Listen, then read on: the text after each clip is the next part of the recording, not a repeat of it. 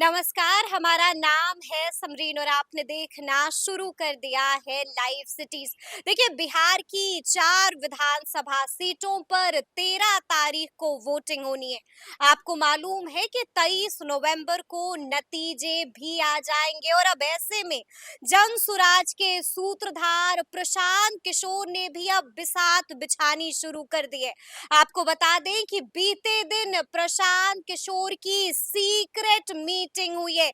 इस वीडियो में हम इस सीक्रेट मीटिंग को लेकर के बड़ा खुलासा करेंगे और आपको ये भी बताएंगे कि आखिर इसके जरिए प्रशांत किशोर किसका खेल बिगाड़ने जा रहे हैं। तो आज एक बार फिर से इस मुद्दे पर खरी खरी बातचीत करने के लिए हमारे साथ सीनियर जर्नलिस्ट रवि उपाध्याय जी हैं। सबसे पहले बहुत शुक्रिया बातचीत जी, के आपको भी लिए। शुक्रिया। जी, रवि जी, सबसे पहले तो हम चाहेंगे कि इस वीडियो में आप बड़ा खुलासा कर ही दीजिए, सस्पेंस से पर्दा उठा दीजिए और बता दीजिए कि आखिर बीते दिन किसके साथ प्रशांत किशोर ने रात में सीक्रेट मीटिंग की है। देखिए, सवर्ण समाज के बड़े और कद्दावर नेताओं के साथ ही जो ग्राउंड जीरो पर काम करते हैं सवर्ण समाज के, हम्म। उनके साथ में गुप्त मीटिंग भगवान बुद्ध की ज्ञान स्थली बोध गया के एक जगह स्थान पर हुई। हम्म। वो बीती रात। जी। और उसमें तमाम तरह का जो गया में जो गया जिले में जो 2 विधानसभा के उपचुनाव हो रहे हैं, हाँ। आपको जैसे बेलागंज बेलागंज और और इमामगंज, इमामगंज। जी। दोनों के लिए वहां पर एजेंडा तय किया गया हम्म। कि कैसे क्या करना है। और सवर्ण समाज के लोग की यह गुहार रही, यह प्रशांत किशोर से बातचीत के क्रम में यह बात छन के आई कि प्रशांत किशोर को फिर से इन दोनों विधानसभा क्षेत्र में जी। आ करके और मजबूत उपस्थिति फिर से दर्ज करानी है, क्योंकि लोग उनकी ओर देख रहे हैं। हम्म। उनके स्कूल बैग में कुछ भर भर के मत देना चाहते हैं, जी। जी। क्योंकि जी। उनके बच्चे के भविष्य की का बात है। हम्म। इस लिहाज से प्रशांत किशोर पर बड़ी उम्मीद पाल रखा है लोग। हम्म। और देखिए, वहां पर सवर्ण समाज के हर वर्ग के लोग थे। जो सवर्ण समाज में कायस्थ हो गए, राजपूत हो गए, ब्राह्मण हो गए, भूमिहार हो गए, तो ऐसे लोग तमाम लोग थे और यही लोग डिसाइडिंग फैक्टर होते हैं बेलागंज और इमामगंज में। हम्म। तो ये लोग ने को कहीं लगा कि प्रशांत किशोर बीच में ही छोड़ करके चले जाएंगे दूसरे अन्य तरारी और रामगढ़ में। हम्म। उससे पहले फिर जो लोक आस्था का महापर्व है, उसके जी। बाद फिर से उनकी जगह जगह पर मीटिंग और संवाद स्थापित होना चाहिए। हम्म। Door to door Prashant Kishor आए और उससे वो एकजुटता दिखे। और वो यही सेंधमारी तभी आपकी सही हो पाएगी, हम्म। एनडीए में कह लीजिए या फिर इंडिया में कह लीजिए। इंडिया में कह लीजिए, लेकिन हम आपसे ये भी जानना चाहेंगे रवि जी कि इस मीटिंग में कितने लोग पहुंचे थे। रात में ही प्रशांत किशोर ने सीक्रेट मीटिंग बुला ली थी, कितने लोग पहुंचे थे वहां देखिए, पर। अब तो कोई तराजू से तौल के तो है नहीं, जी। जी। लेकिन तब इतनी बात तय है कि 1000 से 1200 लोग थे वहां पर। अच्छा। रात में 1000 से 1200 लोग, वो सेलेक्टेड लोगों का पहुंचना। हम्म। और प्रशांत किशोर ऐसे ही इसी तरह की मीटिंग करते भी रहे हैं। हम्म। आप कहीं पर भी देखिए, प्रशांत किशोर इसी तरह से मीटिंग, गुप्त मीटिंग करते हैं और हम्म। वही सेलेक्टेड लोग से बात करते हैं। उसके बाद ही वह स्प्रेड होता है, वह फैलता है, बिल्कुल। फैलती जी। है बात जी। जी। कि क्या करना है और क्या नहीं करना है। तो वह गुप्त मीटिंग हुई। हम्म। अब देखिएगा 2 से 3 दिन में फिर ये 2 विधानसभा क्षेत्र बेलागंज और इमामगंज में पूरी तरह से स्प्रेड करेगा उनका हम्म। मैसेज। अच्छा, ये भी समझना बेहद जरूरी हो जाता है रवि जी कि आखिर मीटिंग में हुआ क्या, किन मुद्दों पर चर्चा हुई है और किन मुद्दों को लेकर के सहमति बनी। देखिए, मुद्दे तो चुनाव में। तस्वीर भी बाहर नहीं आई है। हाँ, देखिए, तस्वीर इसीलिए तो कह रहे हैं कि जी। मोबाइल को अंदर ले जाने का परमिशन भी नहीं था। अच्छा, बगैर मोबाइल को बाहर जमा करा दिया गया। बिल्कुल बाहर जमा करा दिया करिए, या हम्म। फिर परमिशन नहीं था अंदर जाने की, जो बात आप समझ लीजिए। हम्म। लेकिन अंदर में कोई मोबाइल नहीं था, इसीलिए कोई भी वीडियो, कोई भी तस्वीर, कोई भी फुटेज हमारे आपके पास नहीं है। नहीं है, बिल्कुल सिर्फ बिल्कुल। यही बात है कि गुप्त मीटिंग हुई और इन मुद्दों पर बातचीत हुई, बेलागंज और इमामगंज को लेकर के। और प्रशांत किशोर को फिर से इन दोनों विधानसभा के उपचुनाव में पूरी ताकत उनको फिर से लगानी पड़ेगी, हम्म। दरमियान 13 नवंबर से पहले। 13 नवंबर से पहले, यानी कि आप कह रहे हैं कि बेलागंज में, इमामगंज में एक बार फिर से गरजेंगे, एक बार फिर से बरसेंगे जनसुराज के सूत्रधार प्रशांत किशोर। देखिए, निश्चित रूप से, क्योंकि वहां पर देखिए, जो हिंदू वोट है, हम्म। जो सनातनी वोट है, जी। जी। जो वो प्रशांत किशोर के पास में अपर कास्ट का वोट भी आपको जाता हम्म। हुआ अब दिखाई पड़ रहा है। अब कितना जाएगा कितना नहीं जाएगा, या तो 13 तारीख को बिल्कुल। ईवीएम में पता चलेगा। जी। लेकिन जो अल्पसंख्यक का जो वोट है, हुँ, अल्पसंख्यक का वोट आप देखिएगा कि बेलागंज में 75 से 80 हजार है। बिल्कुल जी। इसी तरह हुँ, से आप चलिएगा वहाँ इमामगंज में देखिएगा तो इमामगंज में भी आपको 30 से 35 हजार के हुँ, आसपास है। हुँ, हुँ। तो यह वोट आपको कहीं न कहीं एक तरफ मजबूती के साथ जनसुराज के साथ में जुड़े, यही जी। कवायद में जनसुराज है। इसी कवायद में जनसुराज लगा हुआ है, लेकिन ऐसे में एक और बड़ा सवाल उठता है। बड़ा सवाल ये उठता है रवि जी कि आखिर इसके ज़रिए क्या लगता है प्रशांत किशोर किसका खेल बिगाड़ने जा रहे हैं? किसको सबसे ज़्यादा डैमेज करेंगे? देखिए, खेल बिगाड़ने और बनाने की बात नहीं जी। है। इसको हम लोग अपने-अपने नज़र से, अपने-अपने कलम से उसको इस तरह से लिख हुँ, और पढ़ और समझा रहे हैं। लेकिन प्रशांत किशोर यह देखिए कि प्रशांत किशोर कहाँ थे, 10 दिन की पार्टी है और वो कहाँ पर हैं। आम आवाम में चर्चा का विषय बना हुआ है जनसुराज के उम्मीदवार और जनसुराज का जो हुँ। बिहार में स्कूल बिल्कुल बैग जी। जो उनका जो चुनाव चिन्ह है वो। हुँ, तो कहीं न कहीं परेशानी तो है, जो लंबे समय से इस क्षेत्र में किला और गढ़ बनाए हुए थे, उन लोगों के लिए हुँ, परेशानी है हुँ, और इन लो वो लोग कह रहे हैं कि हमको अब तीसरा नेत्र खोलना पड़ेगा। हुँ। यही तो प्रशांत किशोर चाह रहे हैं कि आप तीसरा नेत्र खोलिए। जी। जिस बात को वो बताना चाह रहे हैं लोगों को, हुँ, यही बात तो आपको बाध्य कर रहा है कि उनकी बिछाए हुए पिच पर आप बैटिंग बॉलिंग करिए। तो यही हुँ। प्रशांत किशोर आप देखिए इमामगंज हो या बेलागंज हो। बेलागंज हो, उसमें जी, उन्हीं अपनी उनकी बिछाई हुई पिच पर ही आपको बैटिंग बॉलिंग करने को बाध्य जी। होना पड़ रहा है। तो यही तो है। यही तो है, लेकिन सीक्रेट मीटिंग के ज़रिए किसका खेल बिगाड़ा है? या किसका खेल बिगाड़ने जा रहे हैं प्रशांत देखिए, किशोर? ऐसा है कि प्रशांत किशोर के वहाँ पर जितना एग्रेसिव जितना जी।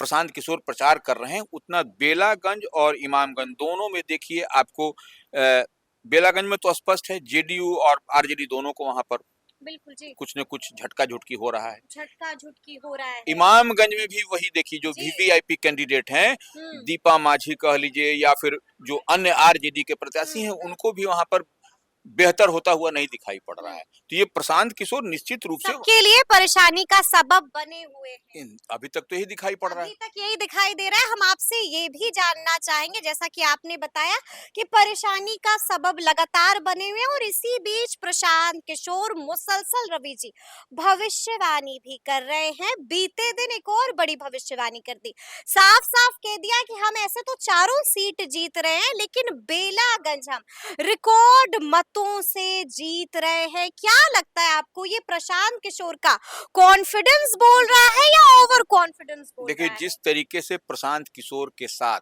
जी।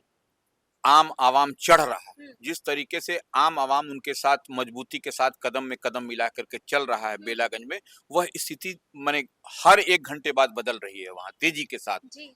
ठीक है, जो कहा लोग था ज़लज़ला ले आएँगे, लाने जा रहे हैं क्या? देखिए अब जलजला ये तो बाद में पता चलेगा जी। समरीन, लेकिन एक बात तो तय है कि प्रशांत किशोर ने जो खूंटा गाड़ा है हुँ, बेलागंज में या कह लीजिए इमामगंज में, वह बहुत मजबूत खूंटा है। वह किसी से हिलाने डोलाने से भी नहीं डोल रहा है। हुँ, इतनी बात तो तय है और मुसलमान एक तरफ उनकी तरफ भागते हुए दिखाई पड़ रहे हैं। तो ये मुसलमान का वोट अगर यदि उधर शिफ्ट कर रहा है जनसुराज की ओर, जनसुराज के उम्मीदवार की ओर, बिल्कुल। प्रशांत किशोर की ओर, तो यह निश्चित रूप से बड़ा डेंट है आरजेडी के लिए और बेलागंज में और कहें तो मनोरमा देवी जेडीयू उम्मीदवार के लिए भी। हुँ, ऐसा हुँ, नहीं है कि किसी दोनों के लिए यह बेहतरी हो, क्योंकि देखिए हम शुरू से कहते रहे मनोरमा देवी की यूएसपी क्या है? नीतीश कुमार। तो बिल्कुल जी। नीतीश कुमार हुँ, अल्पसंख्यक वोट पर उनकी भी पकड़ है, जिस तरह से बिल्कुल है, आरजेडी की बिल्कुल है। पकड़ है, जी, जी। उसी तरह से वहाँ पर है। तो वह अब वहाँ 75 से 80 हजार मुस्लिम वोटर हैं हुँ, बेलागंज में और वह अगर यदि छिटक जाएंगे तो फिर कहाँ स्थिति बनती है आप देख लीजिए। कौन हारेगा, कौन जीतेगा, इसका अंदाज़ा सभी लगा सकते हैं।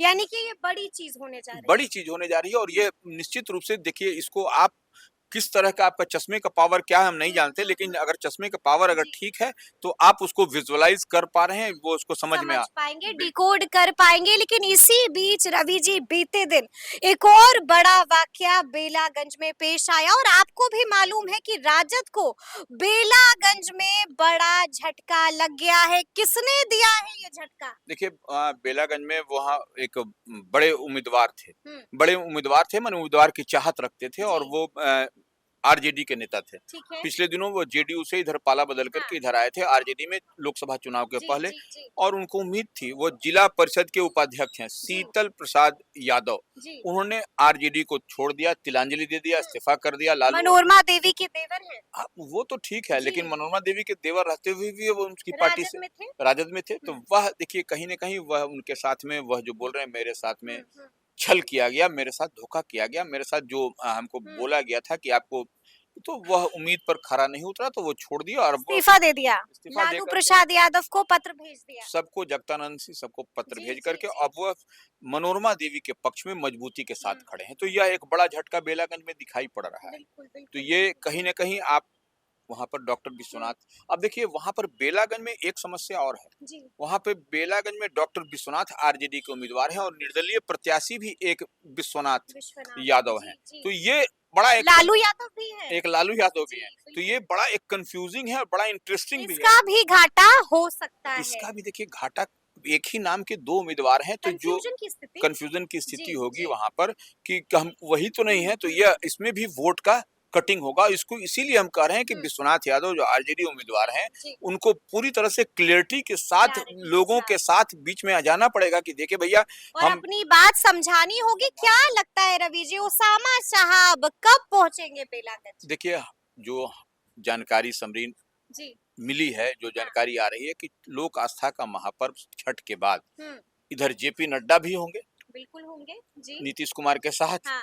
और इसके 7 बाद नवंबर को आ रहे हैं। 7 नवंबर जी। को उसके बाद से लोक आस्था के महापर्व में बिल्कुल, वो बिल्कुल। जी। पार्टिसिपेट करेंगे। हुँ। जेपी नड्डा भाजपा के राष्ट्रीय अध्यक्ष हैं, नीतीश कुमार के हुँ। साथ में दोनों राष्ट्रीय अध्यक्ष साथ में होंगे। नीतीश कुमार हुँ। जेडीयू के राष्ट्रीय अध्यक्ष और जेपी नड्डा भाजपा के राष्ट्रीय अध्यक्ष। भाजपा और जी। दूसरी ओर उसके बाद आपको ओसामा साहब, मरहूम शहाबुद्दीन के पुत्र, हुँ।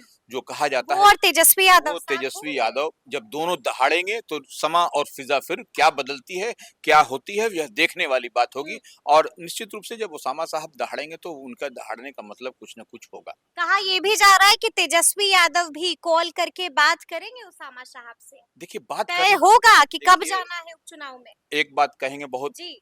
ये बात हो सकती है कि आपको बेहतर लगे न लगे, लेकिन तेजस्वी हुँ। के लिए यह जरूरी और मजबूरी भी है दोनों हैं। कि ओसामा साहब से बात करें और साथ में ले करके जाएं इन विधानसभा के उपचुनाव में। नहीं तो जो डेंट लगने वाली है उसकी आपको शायद उम्मीद नहीं हो। और उसकी भरपाई भी आप नहीं कर पाएंगे। चलिए आखिर में हम जिक्र कर लेते हैं रामगढ़ का, आखिर में हम जिक्र करेंगे इमामगंज का, तरारी का, क्या कुछ होने जा रहा है। देखिए रामगढ़ में आपको भारतीय जनता पार्टी के जो प्रत्याशी हैं जी। अशोक कुमार सिंह, उनके लिए बेहतर माहौल नहीं है। अच्छा, गुड न्यूज नहीं लग रही है अब तक। बिल्कुल नहीं है, जी। क्योंकि वहां पर कुशवाहा वहां पर उम्मीदवार हैं प्रशांत किशोर के। सुशील कुशवाहा। हाँ, तो वो जो है सो सुशील कुशवाहा है, तो वो आप समझ लीजिए कि क्या स्थिति रामगढ़ में होती हुई। आपके कोर वोटर में डेंट लगता हुआ, और उतना ही नहीं, आप समझिए कि सुदामा प्रसाद जो जी। वहां पर पहले से वहां पर जो बगल के कॉन्स्टिट्यूएंसी से जीते हैं लोकसभा, तरारी तरा तरारी के विधायक रहे, अब विधायक तो सांसद बन गए। वह वैश्य समाज से आते हैं, जी। तो वो वैश्य वोट में भी कहीं न कहीं हुँ। यहाँ पर डेंट लगता हुआ अभी दिखाई पड़ रहा है। हुँ। इतनी बात समझनी पड़ेगी आपको, क्योंकि वहां पर आपको तरारी से माले के उम्मीदवार हैं राजू यादव, हुँ, हुँ। तो यह बात भी समझना पड़ेगा कि क्या वहां, तरारी में क्या लग रहा है? देखिए तरारी में भी लड़ाई बहुत जोरदार है। हुँ। तरारी में भी लड़ाई, आपको ऐसा नहीं कहा जा सकता कि विशाल प्रशांत का क्लीन, प्रशांत किशोर ने भी नुक्कड़ नाटक की टीम उतार दी है। वही करें नुक्कड़ नाटक। जी। देखिए एक बात समरीन समझिए, नुक्कड़ नाटक ऐसा होता है हाँ। जो कि आम आवाम से एकदम कनेक्ट करता है। कनेक्ट करता है। तो वो जो गांव गंवई की हुँ। भाषा होती है, बोलचाल, और देखिए तरारी में जो भी नुक्कड़ नाटक हो रहा है हुँ। प्रशांत किशोर की के पक्ष में, जो जी। वह आम गांव गंवई की भाषा में हो रहा है। गजब की भीड़ लग रही है वहाँ पर। भोजपुरी में वह लोग कर रहे हैं, जी, जो जी, वहाँ का जी। मदर टंग हाँ, है, हाँ। मातृभाषा है, तो वो डायरेक्ट कनेक्ट हो रहा है। बिल्कुल, तो बिल्कुल। ये एक सीखने वाली चीज है कि हुँ। कैसे आपको उसको क्या आप कैसे आप कट करिएगा और वहाँ। इमामगंज में आज है प्रशांत किशोर, क्या लग रहा है वहाँ का माहौल क्या बता रहा है? देखिए आप जो गया में पिछले दिनों जी। बैठक हुई, वह बेलागंज और और इमामगंज इमामगंज को लेकर दोनों के को ही साधने की साधने की, कोशिश तो हुई। जी। आप इमामगंज में प्रशांत हुँ, किशोर हैं, हुँ। तो वह भी समझा जा सकता है कि वहां पर जितेंद्र हुँ। पासवान के लिए है वो। हुँ।